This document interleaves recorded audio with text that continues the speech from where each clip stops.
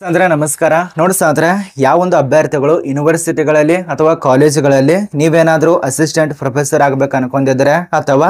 junior research fellow ಹುದ್ದೆಗಳನ್ನ ಪಡ್ಕೋಬೇಕು ಅನ್ಕೊಂಡಿದ್ರೆ ಅದಕ್ಕೆ ಒಂದು ಪರೀಕ್ಷೆ ಪಾಸ್ ಆಗಬೇಕಾಗತ್ತೆ UGC NEET ಈ ಒಂದು ಪರೀಕ್ಷೆ ಪಾಸ್ ಆಗಬೇಕಾಗತ್ತೆ ಈಗ ಅದಕ್ಕೆ ಅರ್ಜಿಗಳನ್ನ ಕರೆದಿದ್ದಾರೆ ಇಲ್ಲಿ ಕಾಣಿಸ್ತಾ ಇರಬಹುದು 7ನೇ ತಾರೀಕಿನಿಂದ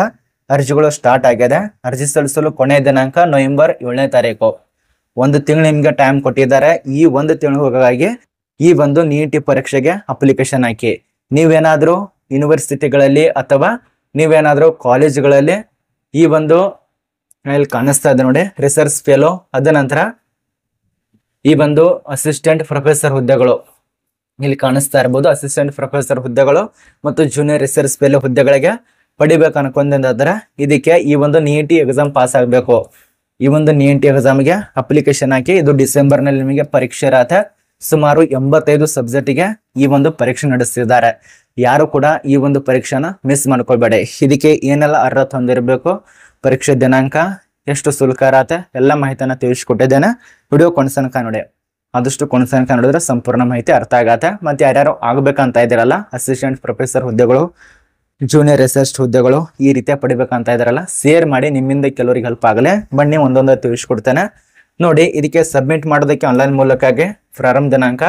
7ನೇ ತಾರೀಕಿನಿಂದ 7ನೇ ತಾರೀಕು ಅಕ್ಟೋಬರ್ದಿಂದ ನವೆಂಬರ್ ತನಕ ಇರತ್ತೆ ಅದ ನಂತರ ನಿಮ್ಮೊಂದು ಲಾಸ್ಟ್ ಡೇಟು ಅಪ್ಲಿಕೇಶನ್ ಫೀಸ್ ಸಲ್ಲಿಸೋದಕ್ಕೆ ಎಕ್ಸಾಮಿನೇಷನ್ ಈ ರೀತಿಯಾಗಿ 7ನೇ ತಾರೀಕು ಇರತ್ತೆ ನಿಮಗೆ 11:50 ತನ PM ಅದ ನಂತರ ನೀವೇನಾದ್ರೂ ತಪ್ಪಾಗಿ ಅಪ್ಲಿಕೇಶನ್ ಆಗಿತ್ತಂದ್ರೆ ಅದನ್ನ ಸರಿ ಮಾಡಿಸೋದಕ್ಕೆ ಟೈಮ್ ಕೂಡ ಕೊಟ್ಟಿದ್ದಾರೆ 10ನೇ ತಾರೀಕು ನವೆಂಬರ್ದಿಂದ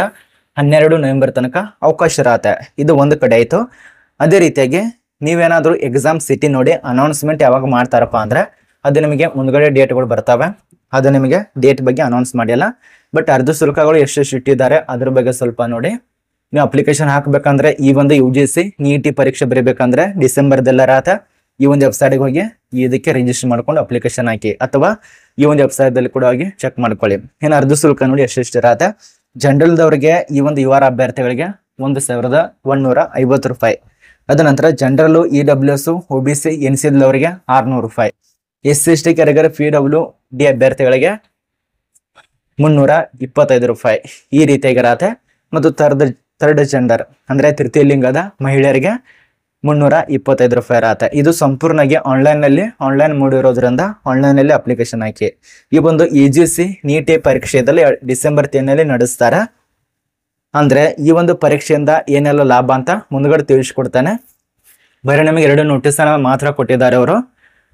ಇದು ನಡೆಸೋದು ಸೆಂಟ್ರಲ್ ಗೌರ್ಮೆಂಟ್ ಆಗಿರತ್ತೆ ಇದು ಸೆಂಟ್ರಲ್ ಗೌರ್ಮೆಂಟ್ ನಿಂದ ನೋಟಿಸ್ ಬರತ್ತೆ ಹೈಯರ್ ಎಜುಕೇಶನ್ ಡಿಪಾರ್ಟ್ಮೆಂಟ್ ನಿಂದ ಗೌರ್ಮೆಂಟ್ ಆಫ್ ಇಂಡಿಯಾ ಇದೆ ನೋಡಿ ಅಲ್ಲಿ ನಂತರ ನೇಮಕಾತಿ ಬರತ್ತೆ ಈ ಒಂದು ಪಬ್ಲಿಕ್ ಮಾಡಿದಂತ ನೋಟಿಸು 7ನೇ ತಾರೀಕಿನಿಂದ ಪಬ್ಲಿಕ್ ಆಗಿರತ್ತೆ ನಾನು ಸ್ವಲ್ಪ ತಡವಾಗಿ ನನಗೆ ಸಿಕ್ಕಿರೋದ್ರಿಂದ ಮಾಹಿತಿ ಬಂದಿರೋದ್ರಿಂದ ನಿಮಗೆ ತಡವಾಗಿ ತಿಳಿಸ್ಕೊಟ್ಟಿದ್ದೇನೆ ಇಷ್ಟೇ ತಿಳಿಸ್ಕೊಟ್ಟಿದ್ದಾರೆ ಇದಕ್ಕೆ ಏನೆಲ್ಲ ಪಾಸ್ ಆಗಿರಬೇಕು ಅದು ಮೇಲ್ಗಡೆ ತಿಳಿಸ್ಕೊಟ್ಟಿದ್ದಾರೆ ಸ್ವಲ್ಪ ನೋಡಿ ಇಲ್ಲಿ